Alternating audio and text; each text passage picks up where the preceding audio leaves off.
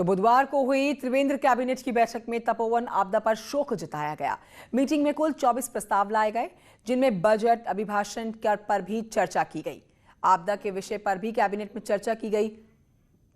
बिजली उपभोक्ताओं का बकाया बिल देना होगा, लेकिन कोई लेट पेमेंट का भुगतान नहीं लिया जाएगा।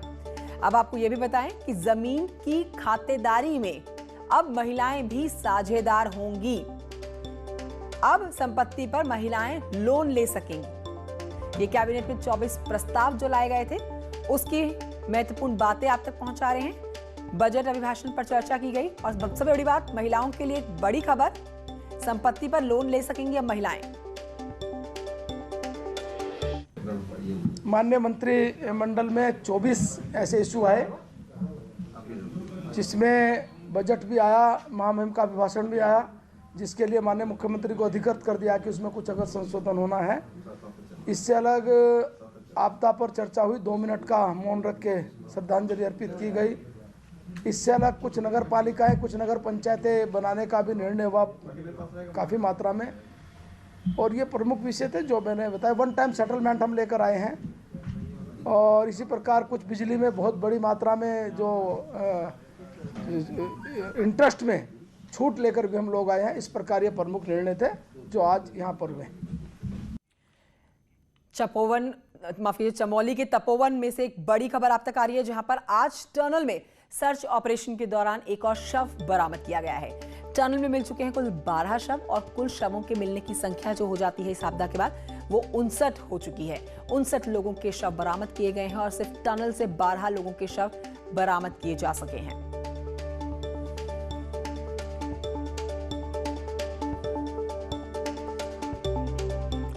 तपोवन टनल में चल रहे सर्च अभियान में अब दोहरी दिक्कतें खड़ी हो रही हैं। टनल में अब मलबे के साथ साथ पानी भी मिल रहा है, लिहाजा पहले पंप से पानी निकाला जा रहा है और फिर मशीनों से मलबा, यानी कि काम में लगी टीमों की दिक्कतें और बढ़ गई हैं।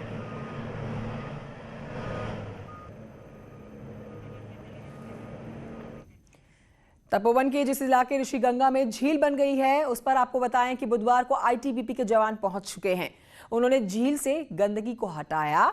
अब आईटीबीपी अपने बेस कैंप के पास ही एक हेलीपैड का निर्माण करेंगे। सीधे अपडेट के लिए चलते हैं आपको सुनील प्रभात की तरफ। ग्राउंड जीरो से इस समय हमारे साथ लाइव मौजूद हैं। सुनील प्रभात, आज के जो सर्च अभियान की रफ्तार है वो कितनी तेज है? आज का अपडेट दीजिए। कुल 59 शव हो चुके हैं जो बरामद किए गए हैं, और टनल से ही सिर्फ 12 शवों की बरामद की हुई है।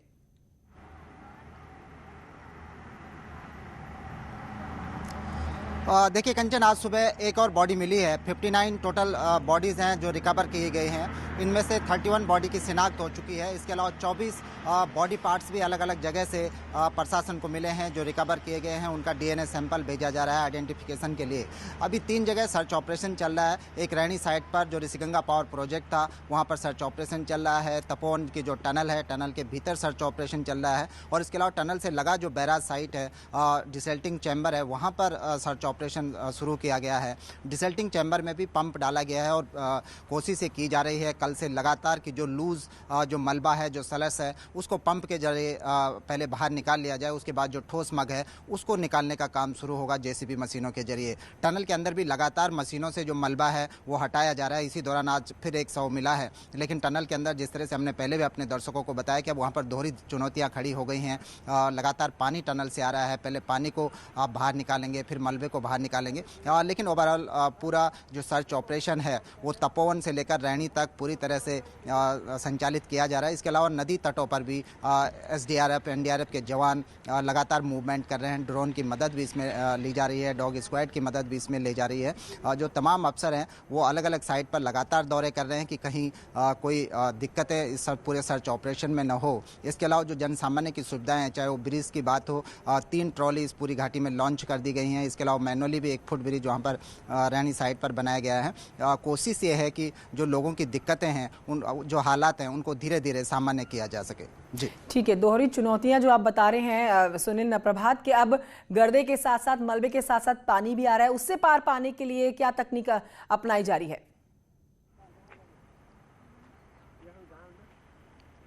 देखिए अभी तक जो टनल के अंदर जो पानी जमा हो रहा है, क्योंकि ये माना जा रहा है कि जब शुरुआती दौर में 7 फरवरी को ये पूरी सिल्ट, पूरा मलबा जब टनल के अंदर घुसा होगा, तो चूंकि इसमें ये हिमालयी क्षेत्र की नदियां हैं, इसमें बड़े पैमाने पर बर्फ थी और अब वो बर्फ धीरे धीरे पिघल रही है। तो ठीक है सुनील प्रभात, शुक्रिया आपका जानकारी के लिए।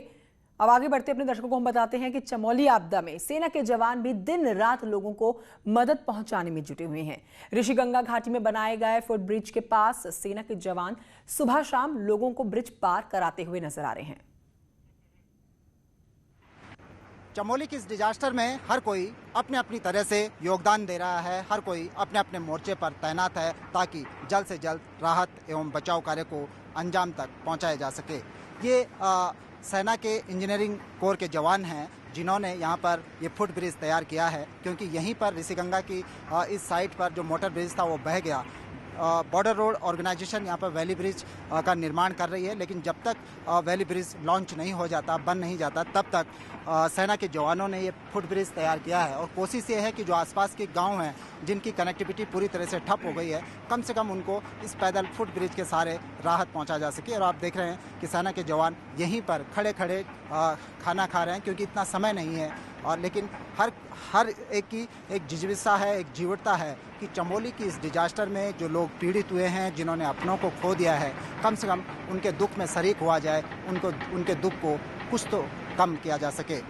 कैमरा पर्सन राकेश रावत के साथ सुनील नौप्रभात, न्यूज़ 18 ऋषिगंगा, चमोली। बढ़ते हैं आगे और अब बुलेटिन में कुछ प्रदेश की राजनीतिक खबरों की तरफ रुख करते हैं।